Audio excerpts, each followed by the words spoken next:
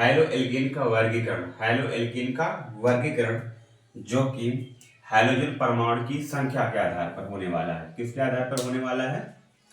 Halogen halogen halogen परमाणु की संख्या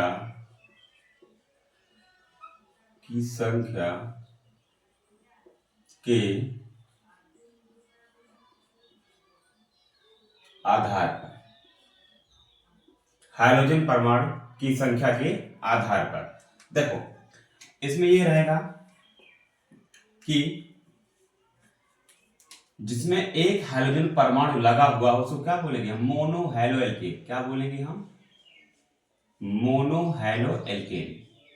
अगर दो लगा है तो हम क्या बोलेंगे इसको? Di halo alkane. अगर तीन लगा है तो क्या बोलेंगे इसको हम? Tri halo alkane. क्या बोलेंगे इसको हम? ट्राई हैलो एल्केन बोलेंगे इसको। अब यहां पर हम बात करेंगे, क्योंकि ये तीन टाइप्स है तो हम तीनों टाइप्स की यहां पर बात करेंगे। एल्केन का मोनो हैलो एल्केन का, किसका करेंगे हम? मोनो हैलो एल्केन का। देखो इसको हम तीन तरीके से इसको हम अलग कर सकते हैं। पहला है प्राथमिक मोनो हैलो एल्केन। प्राथमिक मोनो हैलो एल्केन, जब एक कार्बन दूसरे कार्बन से जुड़ा हुआ होता है और उससे हमारा ग्रुप जुड़ा हुआ होता है, जो कि यहाँ पर क्या है? हैलोजन है, तो उसको क्या बोलते हैं? हम मोनो हैलो एल्केन बोलेंगे। लेकिन कार्बन देख रहे हैं कि हम ये वाला कार्बन इस कार्बन जुड़ा हुआ है, इसलिए कार्बन क्या 1 डिग्री कार्बन है, इसलिए इसको क्या बोलेंगे हम? प्राथमिक मोनो हैलो एल्केन। क्या बोलेंगे हम? प्राथमिक मोनो हैलो एल्केन बोलेंगे। अब चले आएंगे दूसरे पर। देख पा रहे हैं ये वाला कार्बन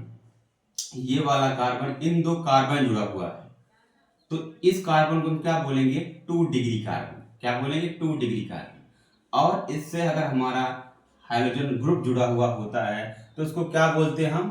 क्या बोलते हैं हम? द्वितीयक मोनो हैलो एल्केन। इसको क्या बोलेंगे हम? प्राथमिक मोनो हैलो एल्केन। इसको हम बोलेंगे द्वितीयक मोनो हैलो एल्केन। अब तीसरा क्या है? अब यहां पर तीन कार्बन एक कार्बन से जुड़े हुए हैं, तो ये कार्बन कैसा है? 3 डिग्री कार्बन है। इससे जुड़ा हुआ हमारा ग्रुप है हैलोजन, तो इसको क्या बोलेंगे हम? तृतीयक मोनो हैलो एल्केन। क्या बोलेंगे हम? तृतीयक मोनो हैलो एल्केन बोलेंगे। तो इसको हमने यहां पर अलग किया है, वर्गीकृत किया है। किसको? मोनो हैलो एल्केन को। अब दूसरा हमारा है डाई हैलो एल्केन। दूसरा हमारा क्या है? Di halo alkane. दूसरा हमारा क्या है? Di halo alkane. अब डाई हैलो एल्केन को हम कैसे इसको अलग करेंगे, वर्गीकृत करेंगे? तो एक होता है हमारा जैम डाई है, जैम डाई हैलाइड। क्या होता है? Gem di halide. इसमें यह होता है कि जो हमारा हैलाइड ग्रुप या हैलोजन ग्रुप जुड़ा हुआ होता है वो एक ही कार्बन पे जुड़ा हुआ होता है। जैसे इस पे जुड़ा हुआ है तो दोनों हमारे जो हाइड्रोजन के ग्रुप हैं वो क्या करेंगे?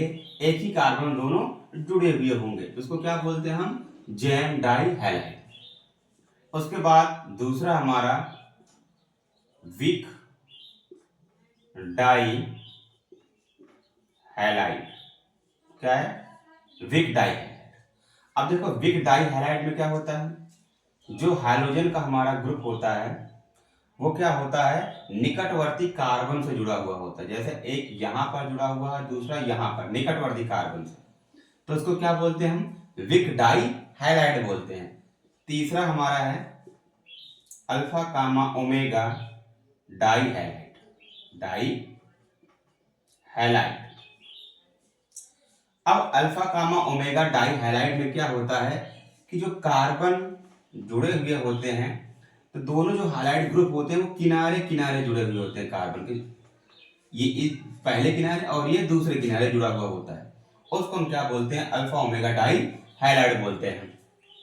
तो यहाँ पर डाई हैलो एल्केन का वर्गीकरण हो गया। अब यहाँ पर है पॉली हैलो एल्केन। देखो पॉली हैलो एल्केन में ज्यादा कुछ विशेषकर है नहीं, जैसे एक कार्बन से हम 3 या 3 से अधिक हम हैलोजन ग्रुप जोड़ रहे हैं, तो उस केस में इसको बोलते हैं पॉली हैलो एल्केन। क्या बोलते हैं, पॉली